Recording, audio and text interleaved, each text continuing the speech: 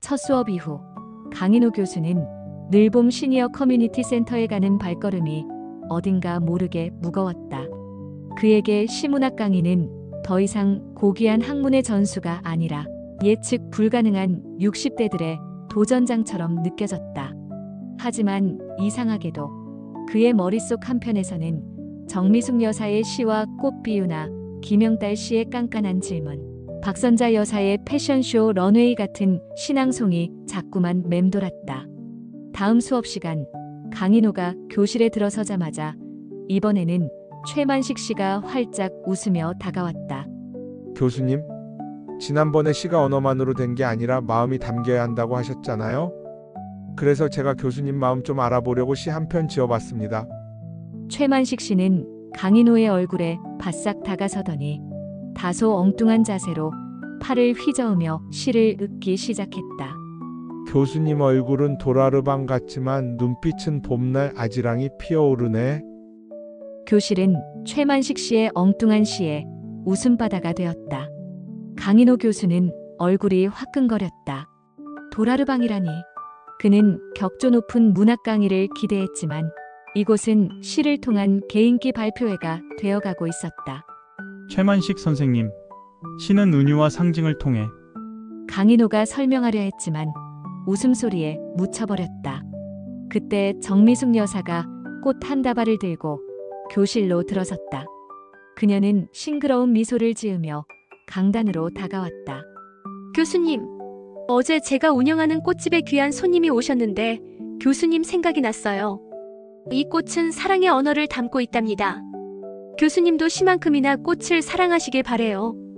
미숙 여사는 강인호에게 활짝 핀 분홍색 장미 한 다발을 건넸다. 강인호는 난생 처음 받아보는 꽃다발에 당황했다. 평생 꽃은 생물학적 대상일 뿐이었지 사랑의 언어라니. 그는 어색하게 꽃다발을 받아들었다. 향긋한 장미 향이 그의 코끝을 스쳤다.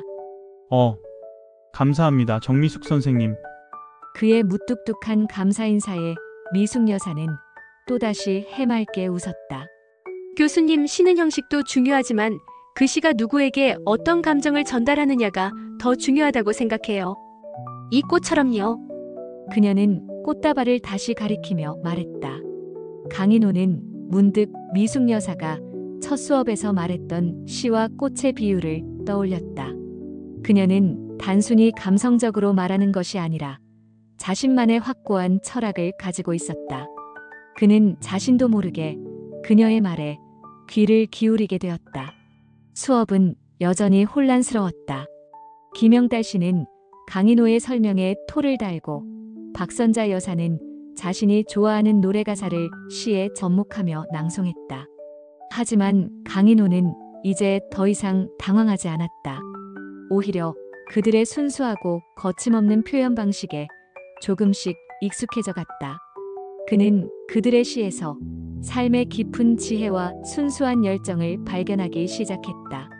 그리고 그의 무뚝뚝한 얼굴에도 아주 미세하게 미소가 번지는 순간들이 늘어났다. 어느덧 스승의 날이 다가왔다.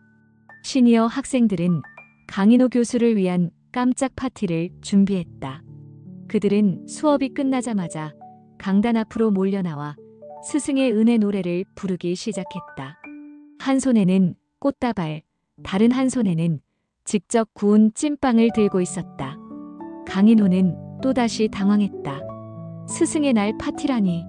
대학에서는 학생 대표가 와서 형식적으로 꽃 한 송이를 전달하는 것이 전부였다. 이렇게 순수하고 열정적인 환대는 처음이었다. 그는 어색하게 웃으며 손사래를 쳤지만 이내 학생들의 진심 어린 마음에 코끝이 시큰해지는 것을 느꼈다. 정미숙 여사가 활짝 웃으며 그에게 다가와 꽃다발을 건넸다. 이번에는 분홍 장미가 아닌 순수한 하얀 백합이었다. 교수님, 저희에게 새로운 세상을 열어주셔서 감사합니다. 비록 교수님은 저희가 엉뚱하다고 생각하실지 모르지만 저희는 교수님 덕분에 다시 시를 사랑하게 되었어요. 미숙 여사의 말은 진심이었다. 그녀의 눈빛은 따뜻한 온기로 가득했다. 강인호는 백합 꽃다발을 받아들고 자신도 모르게 눈시울이 붉어졌다. 평생을 학문과 고독 속에서 보냈던 그에게 이들의 순수한 애정과 존경은 너무나도 큰 감동으로 다가왔다. 파티가 끝나고 강인호는 집으로 돌아오는 길에 꽃다발을 품에 꼭 안고 걸었다. 달빛 아래 하얀 백합은 더욱 순수하게 빛났다. 그의 머릿속에는 백합의 꽃말인 순수한 사랑이 떠올랐다. 그리고 정미숙 여사의 따뜻한 미소가 오버랩되었다. 그는 어색하게나마 미소를 지었다. 시문학 강의는 그의 예상과는 너무나도 달랐다. 하지만 그곳에서 그는 잊고 지냈던 감정의 조각들을 발견하고 있었다. 60대의 그는 다시 사랑의 언어를 배우기 시작한 것 같았다.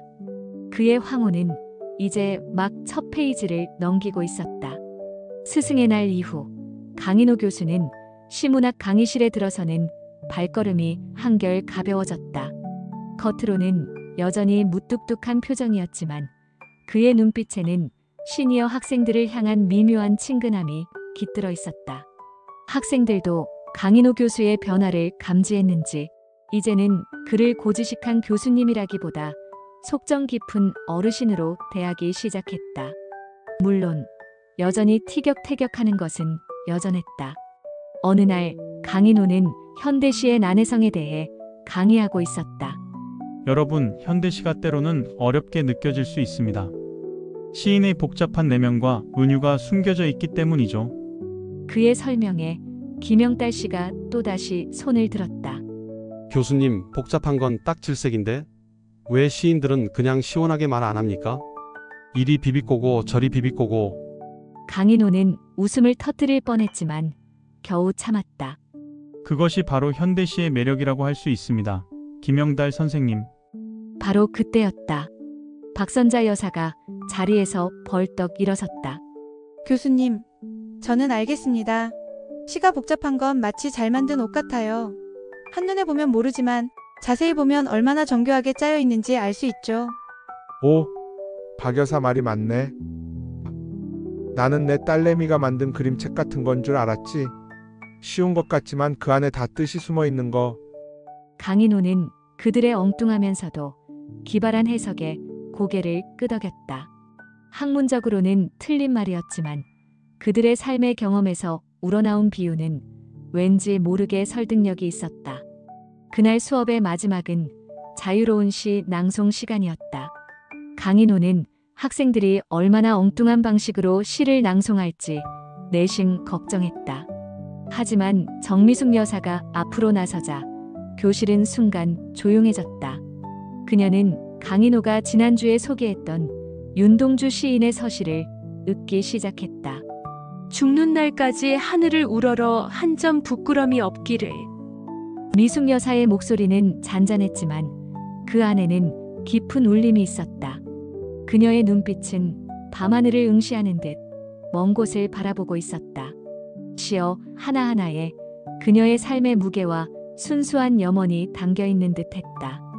교실 안의 시니어 학생들도 숨을 죽이고 그녀의 낭송을 들었다. 평소 떠들기 바빴던 최만식 씨조차 고개를 끄덕이며 진지하게 경청했다. 강인호는 자신도 모르게 숨을 들이켰다. 그의 귀에 들리는 것은 미숙 여사의 목소리뿐만이 아니었다. 그녀의 낭송 뒤에 깔리는 듯한 낮은 화음이 느껴졌다. 옆을 보니 김영달 씨가 작게 흥얼거리고 있었고 박선자 여사도 나지막이 따라 부르고 있었다. 그들의 목소리가 어우러져 서시는 강인호가 아는 것과는 또 다른 깊고 따뜻한 하모니를 만들어냈다. 낭송이 끝나자 교실에는 짧은 침묵이 흘렀다. 그리고 이내 박수와 함께 탄성이 터져나왔다. 어머 미숙 씨, 목소리가 어쩜 그래요? 와, 시가 이렇게 아름다운 건 줄 몰랐네. 정미숙 여사는 수줍게 웃으며 고개를 숙였다. 강인호는 그녀에게 다가가 나지막이 말했다. 정미숙 선생님. 훌륭한 낭송이었습니다. 당신의 목소리가 시에 또 다른 생명을 불어넣는군요. 그의 칭찬은 진심이었다. 미숙 여사는 강인호의 칭찬에 얼굴을 살짝 붉혔다. 그녀는 평생 꽃을 갖고 왔지만 누군가에게 자신의 목소리로 이런 극찬을 받은 것은 처음이었다. 그들의 눈빛이 잠시 마주쳤고 짧은 순간이었지만 그 안에는 묘한 설렘이 감돌았다. 수업이 끝나고 강인호는 평소처럼 바로 집으로 돌아가지 않았다. 그는 커뮤니티 센터 근처 벤치에 앉아 미숙 여사가 낭송했던 서시를 다시 한번 되뇌었다. 죽는 날까지 하늘을 우러러 한 점 부끄럼이 없기를. 그는 문득 자신의 지난 삶을 돌아보았다. 학문에는 부끄럼 없었지만 마음을 나누는 데는 너무나 서툴렀던 자신이었다. 그때 저 멀리서 정미숙 여사가 꽃집 앞을 정리하고 있는 모습이 보였다. 햇살 아래 그녀는 꽃만큼이나 환하게 빛나고 있었다. 강인호는 자신도 모르게 발걸음을 옮겼다. 그의 무거운 사색은 어느새 사라지고 그녀에게로 향하는 발걸음이 조금씩 빨라졌다. 나도 모르게 시가 되어가고 있는 걸까? 그는 그렇게 생각했다.